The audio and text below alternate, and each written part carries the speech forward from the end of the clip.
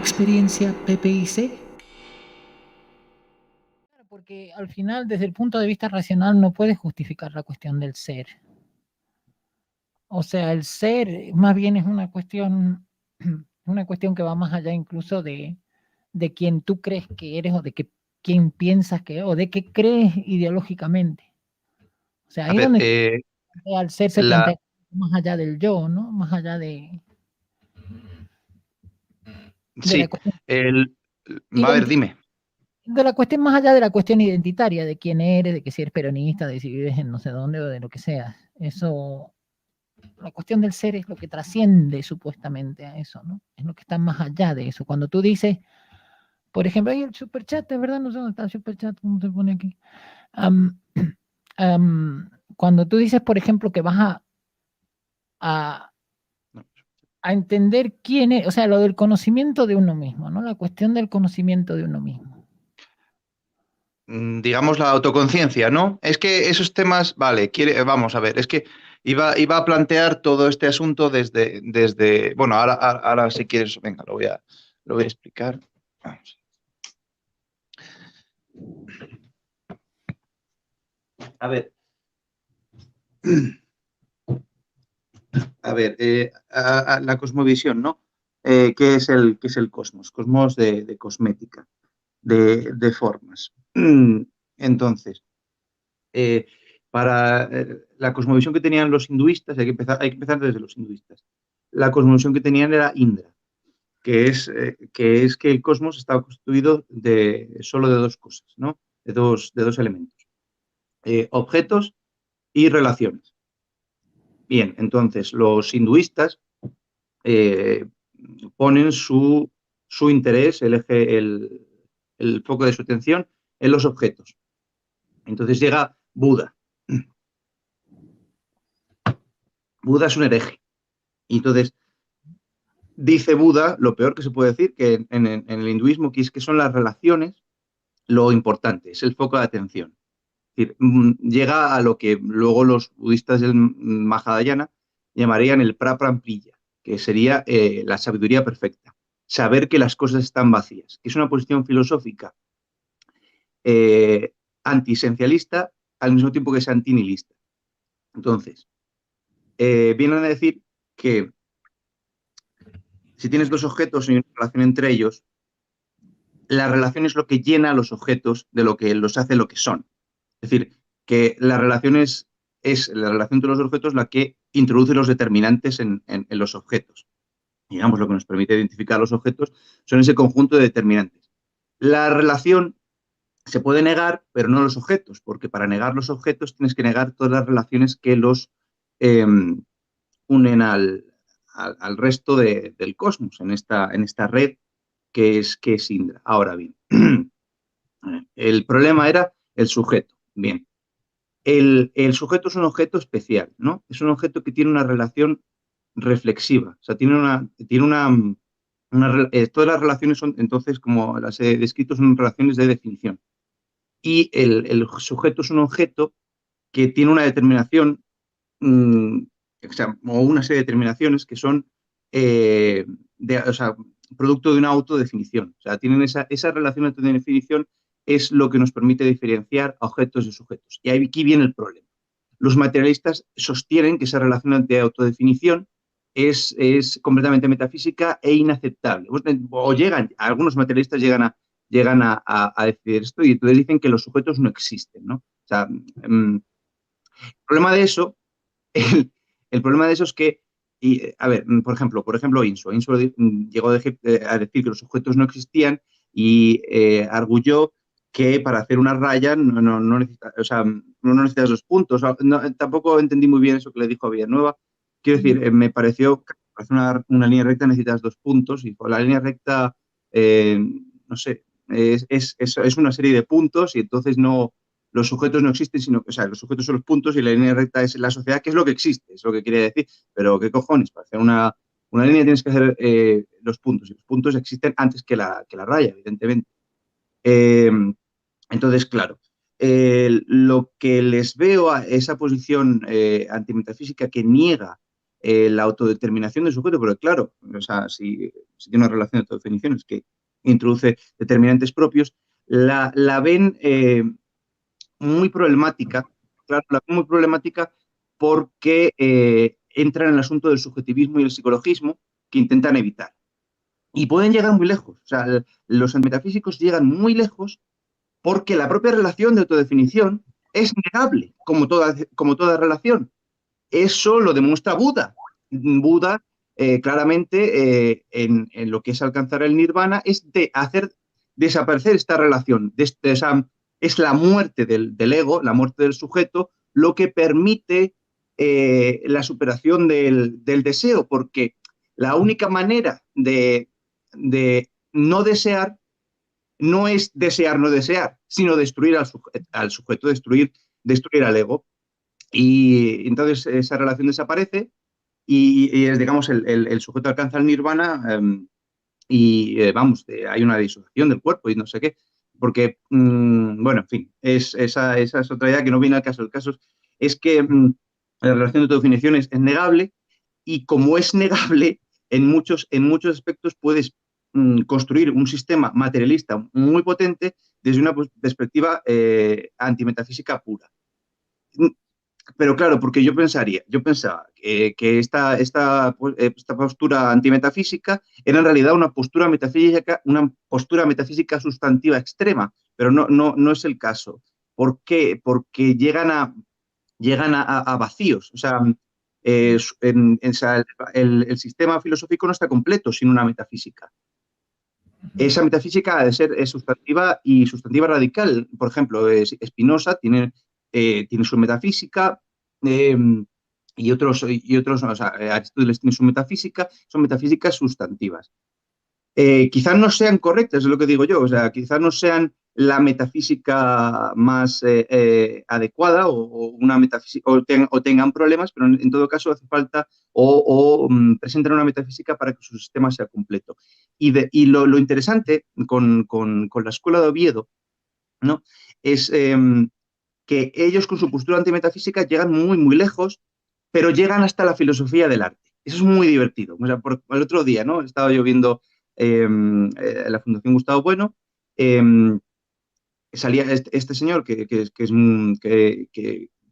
está mucho allí.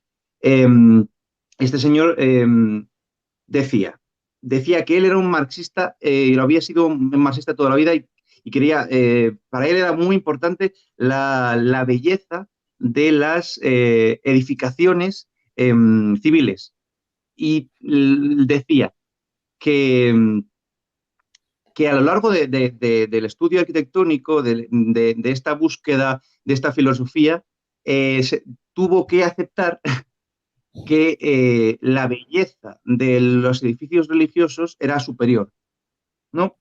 Entonces, es, se ve muy interesante que son antimetafísicos, pero cuando llegan a la filosofía del arte, parece que se vuelven metafísicos sustantivos. Parece, será, yo no tampoco soy un experto, pero se ve como un fenómeno que es muy interesante de ver, que parece que hay una reanimación, ¿no? Hay una reanimación en estas personas cuando hablan de filosofías que de alguna manera les exigen superar esa postura antimetafísica, vamos, de alguna manera.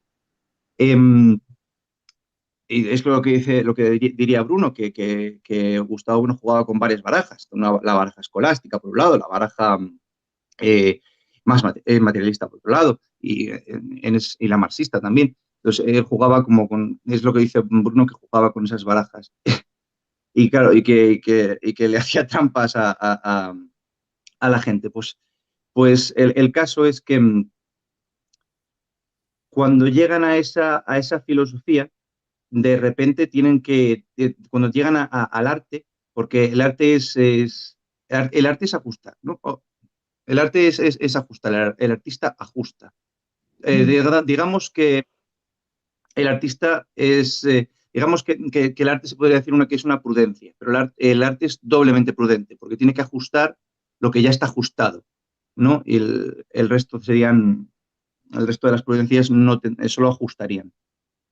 Hay una cosa, Tendrían todas cuarto. ¿Cuál? de la que los marxistas se olvidan y que curioso también Jonathan parece que no, hoy tampoco va por ese lado, que es la cuestión del sentido de trascendencia. El sentido de trascendencia, creo que es lo que se ha ido dominando por encima de cualquier otro valor, digamos, la modernidad y más la posmodernidad, lo que más han afectado, digamos, esa cuestión del sentido de trascendencia. O sea, de que yo hago esto en virtud de mi creencia para que quede perpetuamente como las pirámides de Egipto o la Catedral de Zaragoza. O sea, algo que quede ahí, como la Virgen del Pilar, algo que quede ahí para que en 10, 15 generaciones más, mira, ahí está Jonathan, me acaba de enviar el link del libro de presentación, lo vamos a compartir. Que en 10 generaciones más la gente siga perpetuando, digamos, esa cuestión de fe y tú trasciendas con lo que has hecho. Entonces, eso es lo que plantea Marx, curiosamente, la cuestión de la alienación. Si tú estás poniendo un tornillo en una fábrica, en el mismo lugar, toda tu vida, entonces nunca vas a tener, digamos, un sentido de trascendencia. O sea, tú como ser vas a hacer nada, digamos, vas a tener un vacío absoluto. Entonces, ahí es donde yo veo que está esa cuestión de que muchos no dan el salto para ver, digamos, esta cuestión de la trascendencia, de cómo el ser humano siempre va a tener la tendencia a buscar cómo trascender. Y no dan ese salto, no se dan cuenta, creen que es una cuestión de la producción, de la cuestión de los medios de producción, de quién están en manos y Que todo esto. no, a ver, eso se explica otra vez por el asunto de la metafísica, de la postura antimetafísica frente a la metafísica sustantiva. La postura antimetafísica exige de ellos que sean unos desalmados. No es coña, o sea, cualquiera cualquier marxista que se precie te dirá que no tiene alma. ¿Por qué? Porque no existe otro mundo, ¿no? Solo existe este. Y en este, ¿dónde coño está el alma? Señálamela. No la encuentras, entonces no la tengo. Eh, claro, la cuestión asociada al alma, a la sustancia, a la operatoriedad, digamos, de estas ideas, tiene más bien una trascendencia claramente social. Y eso se ve más a posteriori que a priori. Claro, entonces no puedes... claro, es lo que tú estás diciendo. Esta gente no tiene, está pensando exclusivamente en su homo economicus y en este tipo de cosas, y todo lo demás lo han tirado a la basura y han dejado un vacío cultural, o sea, que es el motivo de estas revoluciones nihilistas. O sea, quiero decir, tú puedes decir que la metafísica es lo que sea, pero tienes que ofrecer algo y sin dejar allí un hueco, porque tiene implicaciones sociales y esto es algo que no les importa. Es como muy interesante porque es que siempre los socialistas son la sociedad y no sé qué, pero siempre les veo antisociales. Sus revoluciones son siempre nihilistas y nunca les importa el construir, nunca les importa hacer, o sea, esta idea de hacer tabula rasa. O sea, su idea de sociedad es una sociedad sin alma, de gente desalmada, de máquinas, de robots, de ganado, mm, de operaciones, todas muy comprensibles, como dentro de un marco, ¿no? Encerrados, digamos, de esa manera. Y no tienen esa, claro, esa es la idea otra vez de Gustavo, bueno, lo de libertad de pensamiento, ¿para qué? Para que lloréis, para que digáis tonterías, ¿no? Un teorema es lo que es, no se puede decir otra cosa. Bueno, claro, esa forma de pensar, de que solo hay una forma de pensar y que todo lo demás es incorrecto. Y claro, eso habrá que demostrarlo y todo lo demás, y se ponen a ello. Sí, es que ni siquiera, Pero, ni pero siquiera lo ponen, es como una negación total, ¿no te has dado cuenta? Ni siquiera lo ponen como en un segundo aspecto, ¿no? Ni siquiera dicen, bueno, la cuestión, digamos, mística, espiritual, religiosa o magufa, o como le quieras llamar, pongámosle que secundaria, no, es directamente obliterada, ¿no? no Y no sé, entienden que es fundamental o sea, que la religión es lo coadyuvante, quiero decir, digamos, que al final ellos crean su propia religión, pero es una religión como de bestias, no sé, decir, de bestias, quiero decir, de criaturas que no tienen en sí nada que las haga pensar que son trascendentes, que son superiores, superiores a otros seres humanos, a otras máquinas, y lo que sea, a otros seres, a otras personas, no, otras personas no, a otros capitales humanos en producción. Pero claro, ahí es una deshumanización completa. O no, porque ahí salía Jonathan que decía que en Mars había humanismo. Bueno, eh, pero el caso es que es eso, tienes una sociedad de gente vacía, de gente con un vacío, básicamente, de gente que no tienen nada en qué creer, coño, es que no tienen nada en qué creer, ese es el Bueno, problema. es O donde creen en la revolución, que es todavía peor, y en una retórica muy retorcida. ahí entra en la cuestión de la revolución molecular de Les, ¿no? Mejor dicho, de Guattari, la cuestión de la revolución, donde para. Entonces, claro, llega un momento en el que ellos no reconocen que son los gestores del progresismo, cuando ellos son los gestores del progresismo. O sea, el progresismo sale de ellos y no se dan cuenta, igual con los liberales, ¿no? Que en eso tiene razón Jonathan también. O sea, tú no estás promoviendo, lo que estás promoviendo en realidad es la disolución de todos los modelos adicionales hasta el género. O sea, aquí hemos hablado del tema del aceleracionismo de género, de la cuestión de la desaparición del sujeto binario, ¿no? Como una forma más de llegar a la singularidad maquínica, ¿no? O sea, si lo piensas, es muy poco humano, como dice Legland, ¿no? Nada humano viene del futuro, y te lo está diciendo por eso, te lo está diciendo porque el futuro se plantea como algo maquínico, no humano. Por ejemplo, Paloma, la de Fortunata Jacinta, Mm, ella tiene sus trabajos sobre marxismo, sobre arte en el marxismo-leninismo, ¿no? Porque, claro, el arte exige de esa creatividad que solo es posible. O sea, el artista que es artista es un revolucionario, porque, como digo, ajusta lo ajustado. Entonces, em, ¿hasta qué punto hay arte cuando el arte exige esa creatividad propia del sujeto que el propio pensamiento marxista ha apagado porque lo niega? Entonces, dices, ¿qué arte puede haber? ¿Qué arte puede haber? Pero según ella, pues hay un arte muy sustantivo. ¿Qué Arte arte será que sustantivo, se ¿no? refiere? No sé. Porque yo soy de la idea de Mark Fisher, de que desde el 2000 en adelante no han sido más que variaciones de cosas muy poco imaginativas, más allá de que el ser humano de ahora se siente frustrado a la hora de hacer algo trascendente. Con eso tiene razón Mark Fisher.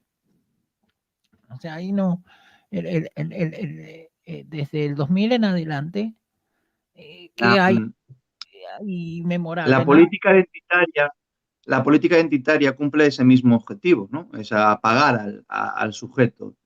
Claro, Eh, sí, sí. es la hiperalienación. O sea, si Marx planteaba una alienación a través de un trabajo mecánico, ahora te plantean una alienación a través de una obliteración de ti como persona actuante de cualquier manera. No eres más que un transistor, un mecanismo, una parte de la máquina. Es la máquina. El Ten- cibersocialismo es tengo convertirnos que... en... la creencia en el más allá es parte del ser humano por el hecho de que nos vamos a morir. Entonces, claro, de momento que eres consciente de que te vas a morir, ya surge la duda, ¿no? Ya siempre está la cuestión de a qué me agarro.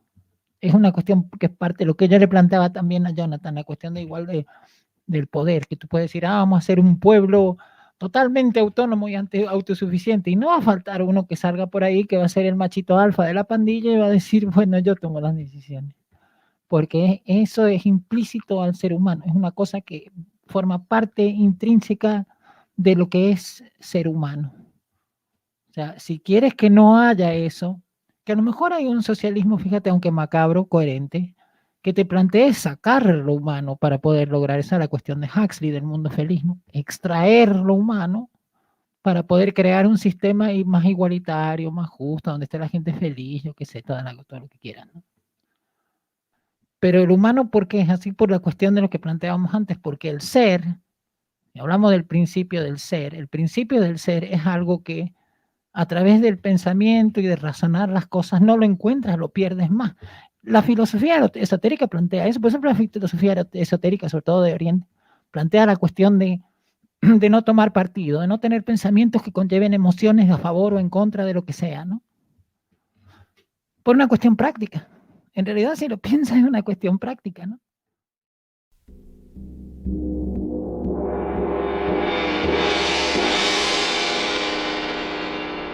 Experiencia PPIC